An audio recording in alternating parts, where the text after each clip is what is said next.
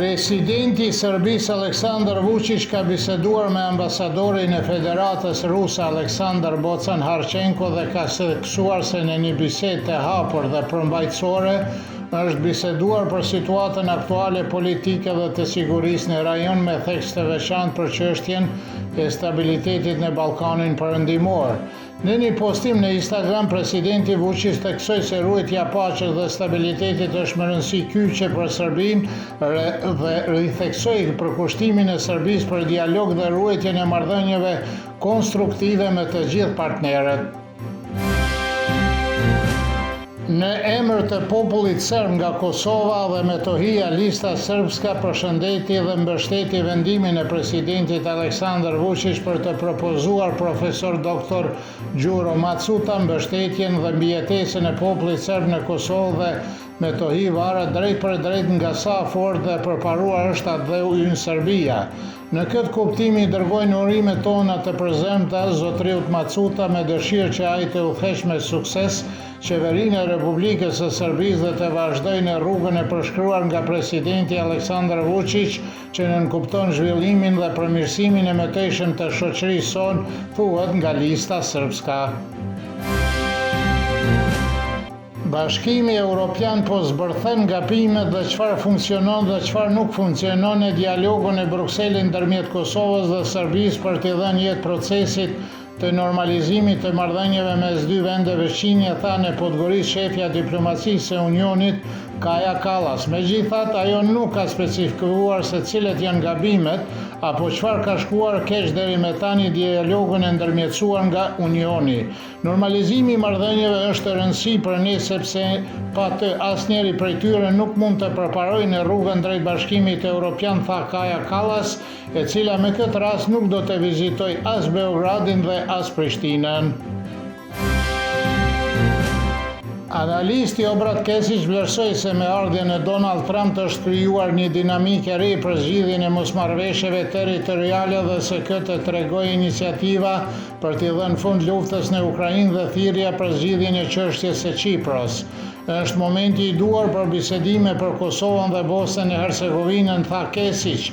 Avokati nga Prishtina Shkelzen Sopjani pret hapa të rëndësishëm të administratës amerikane në Ballkanin Perëndimor në një marrëveshje politike ndërmjet Serbisë dhe Kosovës nuk do të arrihet pa një ndikim më të fortë direkt nga Washingtoni, pasi Europa nuk mund të sjellë palët në marrëveshje, tha Sopjani për Kosova Online.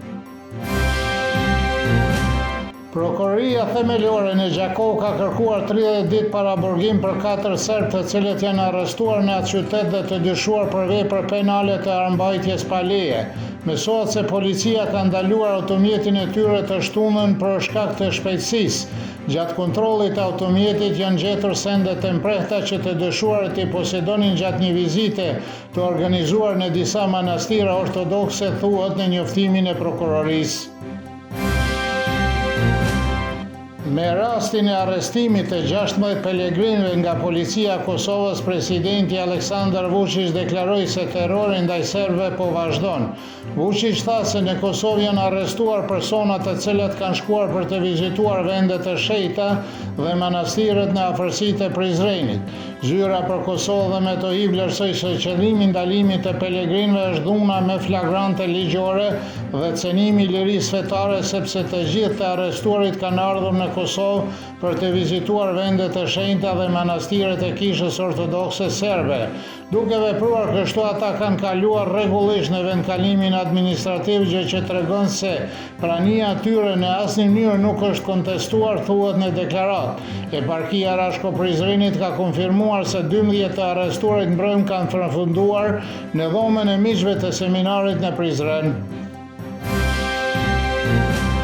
Nënkryetari i vetëvendosjes Halil Façi ka shprehur besimin se me 15 prill në ditën e mbajtjes së seancës konstitutive të Kuvendit do të votohet për qeverinë dhe presidentin e ri. Sigurisht që Kurti do të jetë kryeministër, është i bindur Thaçi. Profesori Mazlum Baraliu thotë se Albin Kurti ka një rrugë relativisht të vështirë për të formuar qeverinë e re pasi ende nuk ka siguruar shumicën. Nëse vetëvendosja nuk arrin të formojë qeverinë, opozita do të ketë edhe me shumë vështirësi, kështu që sipas Baraliut mund të ketë zgjedhje të reja.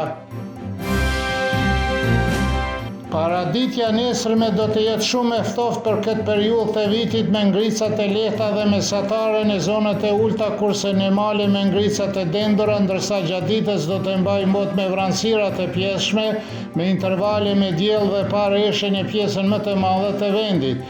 Pasdite në Vojvodin, kurse në mbrëmje dhe gjatë natës në rajonet tjera do të ketë mbulesa të re të përkohshme me vranësira, temperatura mëngjesi do të sillet nga -7 deri në 0, kurse ajo maksimale ditore nga 6 deri në 12 gradë Celsius.